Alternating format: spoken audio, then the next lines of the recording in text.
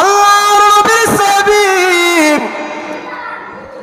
আবু বকর সিদ্দিক রাদিয়াল্লাহু তাআলা রাস্তা দিয়ে যাইতেছে, স্বর্ণকারের দোকানে যায় মনে মনে মনে মনে চিন্তা করে, হায়রে আমার নবীজির জন্য একটা আংটি বানাইতে হবে। আমার নবীজি বলেছে আংটির মধ্যে লা ইলাহা ইল্লাল্লাহ থাকবে না।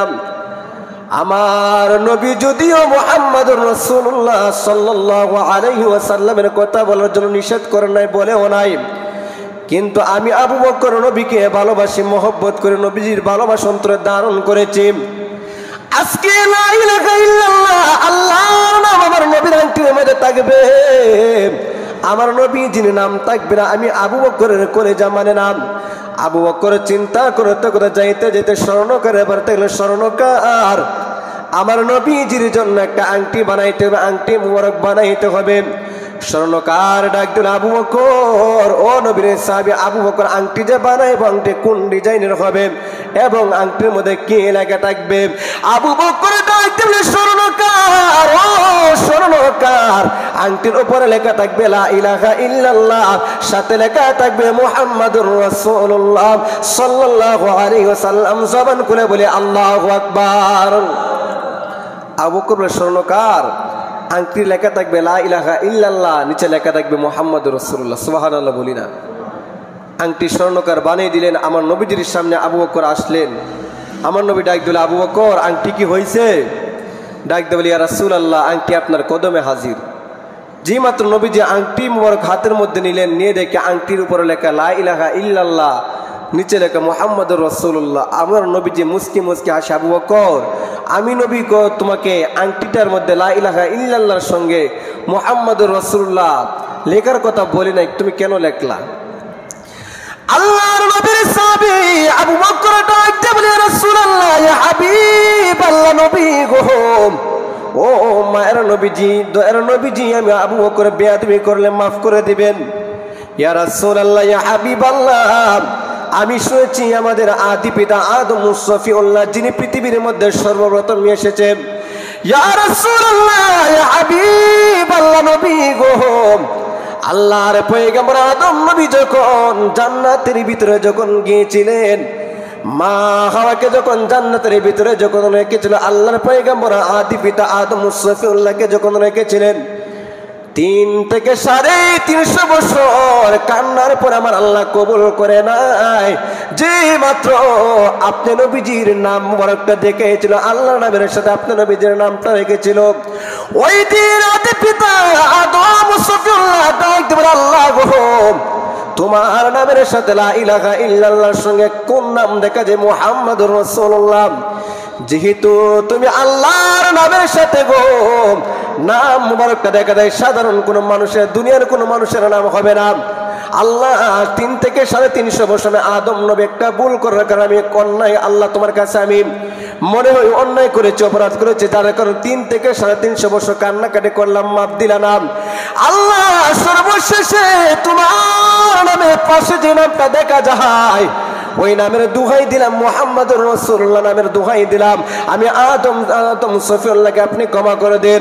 আমার আল্লাহ ডাক দিলেন, রে আদম, যে নামের দোহাই দিলে, ওই নামের দোহাই যদি 3 থেকে 350 বছর পরে কান্নার পরে দোহাই দিলেন, যেই দিন আমি আল্লাহ রাব্বুল আলামিন তোমাকে বলেছিলাম আদম ভুল করেছো, ওই দিন যদি আমার নবীজির নামের দোহাই দিতা, আমি আল্লাহ রাব্বুল আলামিন প্রথম দিনে ক্ষমা করে দিতাম। জবান খুলে বলে আল্লাহু আকবার।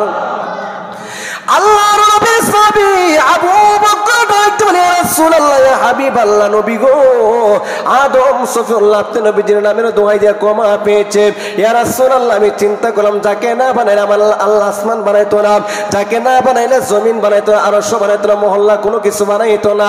আপনি নবীকে না বানাইলে আমার আল্লাহ নিজে বলেন, লাউলা কালামা খালাকতুল আফলাক, হাবিব আমি আল্লাহ রাব্বুল আলামিন গোপন ছিলাম, গোপনে থাকতাম, যদি আপনি নবীকে প্রকাশ না করতাম। জবান খুলে বলে আল্লাহু আকবার। বলতেছে নবী গো, আপনার নবীরে না বানালে তো আমি আবু বকর হইতাম না, কোনো কিছু হইতো না, জান্নাত জাহান্নাম কোনো কিছু হইতো না। আমার আল্লাহ গোপন ছিলেন, গোপনই থাকতেন। নবী আজানের মধ্যে আপনার নবীজির নামের সাথে আল্লাহ নামের সাথে আপনার নবীজির নাম, প্রত্যেকটা জায়গায় জায়গা আল্লাহর নামের সাথে আপনার নবীজির নাম রয়েছে। আজকে আংটির মধ্যে আল্লাহর নাম থাকবে, আপনার নবীজির নাম থাকবে না। আমি আবু বকরের কলিজা মানে না। নবীগো বেয়াদবি করতে থাকলে আমাকে মাফ করে দিবেন। আমি আবু বকর পারলাম না আল্লাহর নামের সাথে আপনার নবীজির নামটা না আমি পারলাম না, নবী আমাকে মাফ করে দিবেন। সঙ্গে সঙ্গে আমার আল্লাহ জিব্রাইলকে পাঠাইলেন, জিব্রাইল যাও আমার বন্ধু নবীকে গিয়া দেখো, আমার বন্ধু নবী যে হাতের মধ্যে আংটি মোরকটা নিয়েছে, হাতের আংটি মোরকের দিকে ভালো করে নজর করে তাকাইতে। সুবহানাল্লাহ বলি। আল্লাহর ফেরেশতা জিব্রাইল এসে ডাকতে বলে, ইয়া রাসূলুল্লাহ, ইয়া হাবিবাল্লাহ, নবী গো আমি জিব্রাইল আলাইহিস সালাম আপনি নবীজি গ্রহণ করেন। আমার নবী ডাক দিলেন, জিব্রাইল আজকে আসার কারণ কি রে জিব্রাইল? জিব্রাইল ডাকতে বলে, ইয়া রাসূলুল্লাহ, ইয়া হাবিবাল্লাহ, আপনারা সাহাবী আবু বকর যে আংটি বানাইলেন, আমার আল্লাহ বলেছে আপনি নবীজি আংটি মোবারকের দিকে ভালো করে নজর করে তাকাইতেন। যে মাত্র আল্লাহর নবীজি আংটি মোবারকের দিকে ভালো করে তাকাইলেন, আমার নবী তাকায় দেখে আমার আল্লাহ রাব্বুল আলামিন আমার নবীজির নাম এবং আল্লাহর নামের মধ্যস্থলে আমার আল্লাহ আবু বকরকে ভালোবাসে, মহব্বত করে দুইজনের নামের মধ্যে আবু বকরের নামটা লিখে দিয়েছেন। জবান খুলে বলে আল্লাহু আকবার। আপনি আমার নবীজি আংটির দিকে ভালো করে নজর করে দেখেন, নবীজি আর আল্লাহর নামের মধ্যস্থলে আবু বকরের নামটা বসে দিয়েছে। সুবহানাল্লাহ বলি। আমার নবী ডাকতে বলে, আল্লাহ আবু বকরের নাম বসার কারণ কি?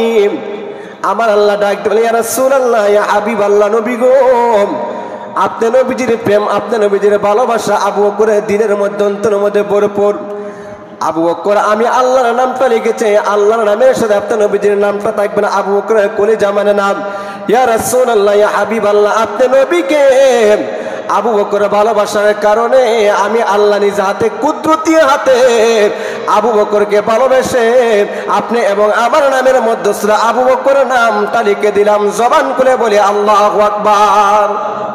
তো বাবা নবীকে ভালোবাসার কারণে আল্লাহ সম্মান বাড়াইছে।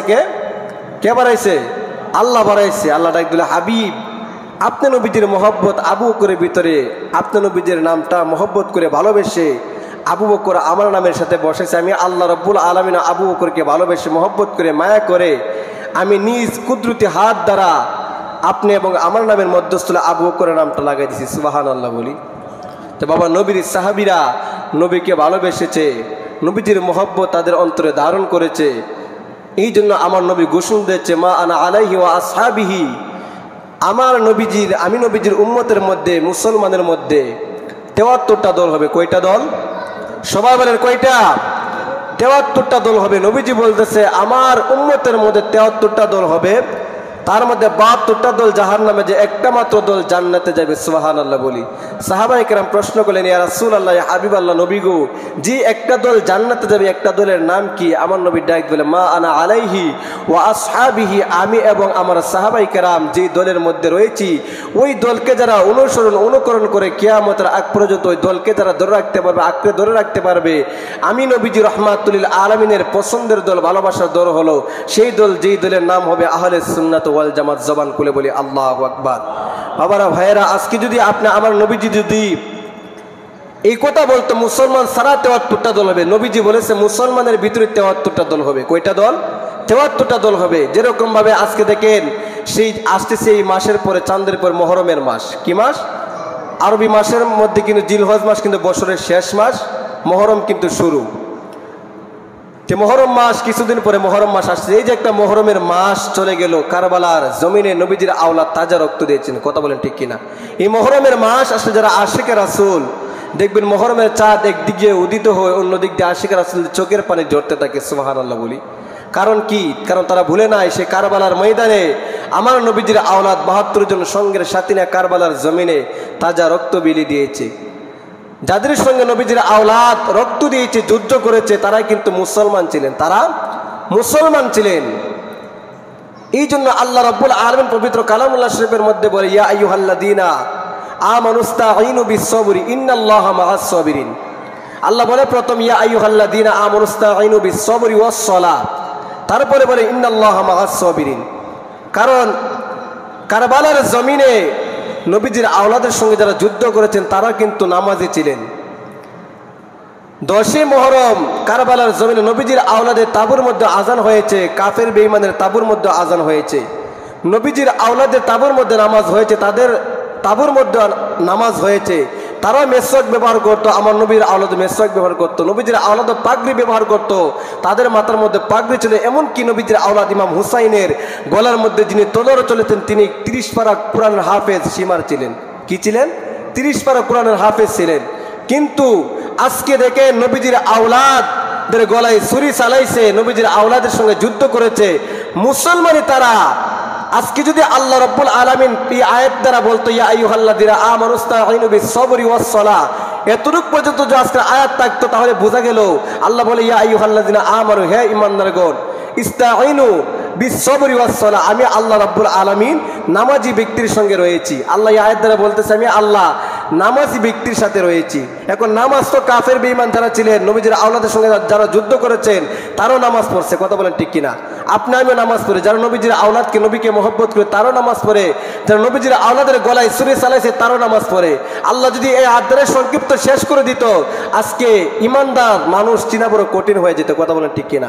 কিন্তু আল্লাহ রাব্বুল আলামিন পরে বলে ইন্নাল্লাহা মাআস সাবিরিন, নিশ্চয়ই আমি আল্লাহ শুধু নামাজের সঙ্গে না, আমি আল্লাহ ইন্নাল্লাহা, নিশ্চয়ই আমি আল্লাহ বিস-সাবরি ওয়াস-সালাহ ইন্নাল্লাহা মাআস সাবিরিন, আমি আল্লাহ ধৈর্যশীলদের সাথে রয়েছি। সুবহানাল্লাহ বলি।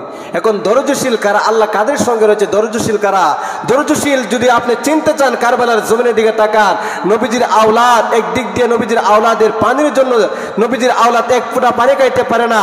নবীজির আওলাদ আলী আসগর দুধের শিশু 6 মাসের বাচ্চা ফুলের মধ্যে নিয়ে একটু পানি পান করাতে গেলেন, কিন্তু তাকে নবীজির আওলাদ দুধের শিশু সন্তানটাকে একটু পানি পান করাতে দিলেন না। ওই দিন নবীজির আওলাদ কতটুকু ধৈর্য ধরেছিলেন যে বাবার কাঁধের মধ্যে সন্তানের লাশ ছিল, কথা বলেন ঠিক কিনা?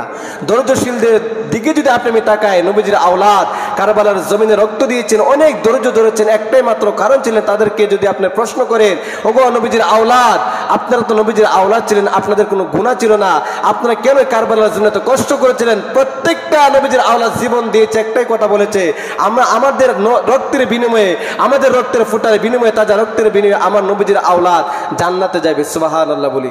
এই জন্য বাবারা ভাইয়েরা, যেই নবী আপনি আমি গুনাহগার উম্মতের জন্য এত কষ্ট করেছে, 63 বছর জিন্দেগি নবীজি রব্বি হাবলি ইয়া উম্মতি উম্মতি বলে কেঁদেছেন। মা আমিনা রাদিয়াল্লাহু তাআলা আনহা বলে আমার নবীজি আমার বেটা মুস্তাফা যেই দিন পৃথিবীর মধ্যে আগমন করেছিলেন ওই দিনও আমার নবীজি সেজদার মধ্যে, যেই দিন আগমন করেছিলেন নবীজি সেজদার মধ্যে পরে পরে সঙ্গে সঙ্গে পৃথিবীর মধ্যে মা মা বলে কাঁদে নাই, বাবা বাবা বলে কাঁদে নাই, একটাই স্লোগান ছিল ইয়া রব্বি হাবলি ইয়া উম্মতি ইয়া উম্মতি। সুবহানাল্লাহ বলি। নবীজির জন্মের পর থেকে পৃথিবীর মধ্যে আগমন করার পর থেকে 63 বছর জিন্দেগি নবীজি পৃথিবী থেকে যাওয়ার আগ মুহূর্ত পর্যন্ত শুধু উম্মতের মায়ে কেঁদেছেন। যেই নবীজি উম্মতের জন্য কেঁদেছেন, কষ্ট করেছেন, নবীজির আওলাদ তাজা রক্ত দিয়েছে, কষ্ট করেছে। আমরা নবীজির মহব্বতে, আমরা নবীজির মহব্বত প্রেম ভালোবাসা অন্তরে ধারণ করার দরকার আছে কি নাই? সবাই বলেন দরকার আছে কি নাই? এই জন্য বাবারা বারা সেই নবীজির অনুকরণ করতে গেলে, নবীজির তরিকা মতো চলতে গেলে আপনি আমার 5 ওয়াক্ত নামাজ পড়ে আল্লাহ রাব্বুল আলামিনের কাছে দোয়া করতে হবে। আপনি আমার মহব্বত যদি নবীজির মহব্বত অন্তরে হাসিল করে থাকি, আর আল্লাহ রাব্বুল আলামিনকে যদি আপনি আমি সেজদার মতো সেজদা দিতে পারি, রুকু করতে পারি, নবীজির মহব্বত অন্তরে থাকার কারণে আমার আল্লাহ ডাক বলে দেখ ফেরেশতারা আমার এমুক বান্দাটা পৃথিবীর মধ্যে থেকে থেকে গান করা যাবে মসজিদের মধ্যে আমার নবীজির মহব্বতে অনুকরণ করে আমি আল্লাহ রাব্বুল আলামিনের রাজি এবং খুশির জন্য মসজিদে গিয়ে সেজদা দিতেছে, রুকু দিতেছে। আমি আল্লাহ রাব্বুল আলামিন বলে দিলাম সেজদাটা মাটির মধ্যে কপালটা লাগাতে দেরি হবে, আমি আল্লাহ রাব্বুল আলামিন জীবন জিন্দেগির গুনাহগুলো মাফ করতে দেরি করব না। সুবহানাল্লাহ বলি। আল্লাহ রাব্বুল আলামিন পারে কি পারে না? সবাই বলে পারে কি পারে না? এই জন্য বাবারা ভাইয়েরা ইত্তাকুল্লাহ, আল্লাহর ভয় মহব্বত অন্তরে হাসিল করে, নবীজির মহব্বত অন্তরে হাসিল করে যতদিন বেঁচে থাকবো